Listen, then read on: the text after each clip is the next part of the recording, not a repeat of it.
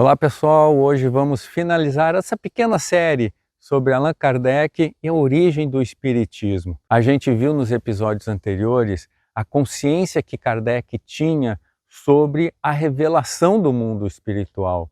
Ele percebeu que estavam sendo passados para eles conhecimentos magníficos que podia realmente mudar o pensamento, a conduta do ser humano. Ele tinha essa consciência. Mas a gente viu também que Kardec tinha muito critério para escolher as mensagens, para selecionar. Então ele criou um método científico, a ciência espírita, que comparava, analisava, depois via as consequências, voltava às causas. A gente falou sobre isso nos episódios anteriores. Ele tinha muito cuidado. E depois ele percebeu que só porque a pessoa desencarnava não quer dizer que ela virava sábia, não virava santo. Não, ela continuava com seu nível de evolução, com seus pensamentos, Isso fez com que Kardec não acreditasse em todos os espíritos. Ele começasse a selecionar e também a comparar. É o método científico. E espíritos que poderiam tentar enganar Kardec, se dizendo pessoas importantes, filósofos, eu sou Sócrates, e começava a falar um monte de coisa, e Kardec não ficava impressionado só pelo nome, não. Ele achava que o pensamento era muito mais importante que o nome, que o nível de pensamento, de bom senso, Ele começava a analisar essas mensagens. Veja o que ele falou sobre isso. Pouco importa o nome que toma o espírito, e a esse respeito a questão de identidade é inteiramente secundária. Se, sob um nome respeitável, o ensino peca pelas qualidades essenciais, podes imediatamente concluir que é um nome apócrifo e que é um espírito impostor ou galhofeiro. Regra geral, o nome nunca é uma garantia. A única, a verdadeira garantia de superioridade é o pensamento e a maneira por que é ele expresso. Os espíritos enganadores tudo podem imitar, tudo, exceto o verdadeiro saber e o verdadeiro sentimento. Allan Kardec. E esse é um conhecimento interessante para a gente trazer para os dias de hoje. A gente não pode acreditar em qualquer mensagem mediúnica. Não quer dizer porque um médium nos falou alguma coisa que seja verdadeiro. Não quer dizer que a gente tenha recebido uma mensagem psicografada de alguém que aquilo seja daquela pessoa. Não podemos ser ingênuos, a gente tem que analisar. A mensagem que você recebe, analise. Realmente parece com o estilo que a pessoa tinha? Ela tinha esse tipo de pensamento? Lembrando sempre que ninguém vira santo, tá? Ninguém vira sábio depois que morre, depois que desencarna.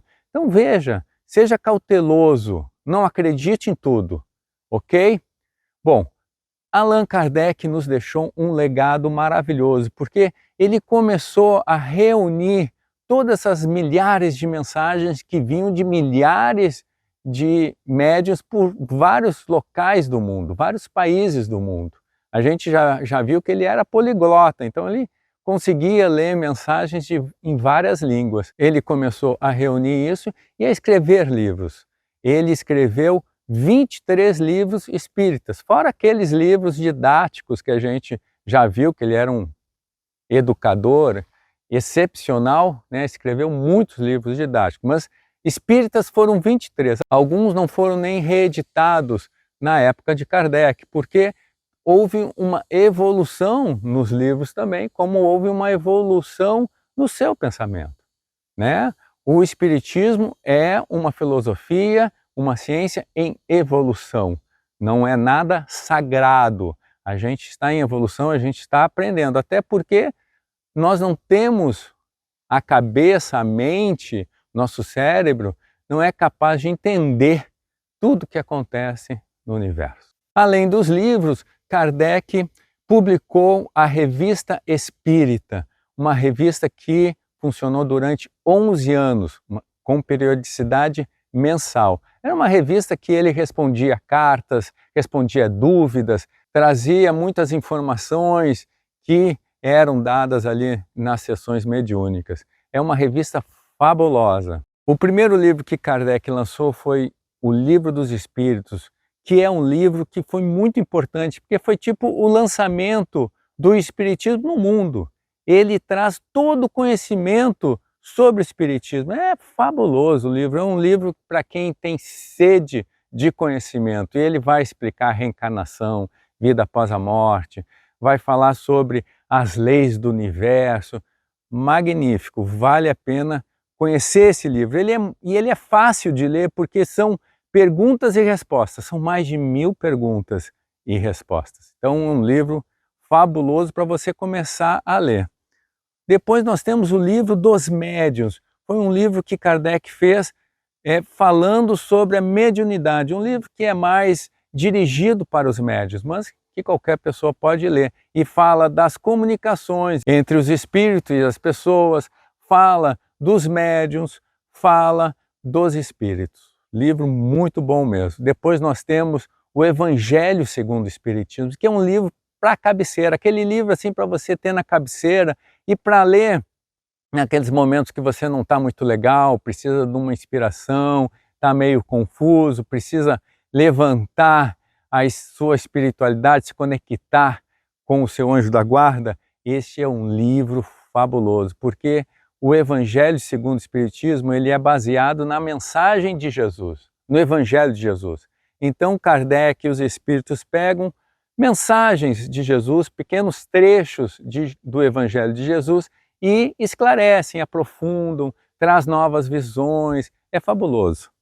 Depois nós temos O Céu e o Inferno, que é um livro também muito legal, que fala dessa relação entre o mundo invisível e a Terra, fala das causas e consequências. Então o livro, na segunda parte, por exemplo, ele traz histórias de espíritos que contam como foi a sua história aqui na Terra e como é a sua vida agora no mundo espiritual. O que influenciou o que ele fez aqui na Terra no mundo espiritual. É fabuloso. Então esse é um livro para a gente pensar bastante sobre os nossos atos. E por último nós temos a Gênesis, que é o livro mais difícil de entendimento, de ler, porque traz muito sobre ciência, fala sobre o universo, fala sobre magnetismo, fluidos universais. Ele é muito interessante para quem quer ampliar a sua visão de mundo, de universo, é excelente. E tem a última parte que o livro fala sobre os supostos milagres de Jesus, que podem ser explicados cientificamente. Mas isso não tira o mérito de Jesus, muito antes pelo contrário. Isso demonstra a superioridade do Espírito de Jesus, o poder que ele tinha para fazer aquilo que ele fez. Pessoal, então é isso. Espero que tenham gostado, tenham aprendido alguma coisa, assim como eu também aprendi, estudando e passando isso para vocês. A gente está sempre aprendendo. Então o Espiritismo é isso, esse conhecimento que os Espíritos nos trouxeram para a gente poder fazer a nossa transformação pessoal. Esse é o objetivo, a gente se transformar, a gente se melhorar, a gente evoluir, porque a vida continua.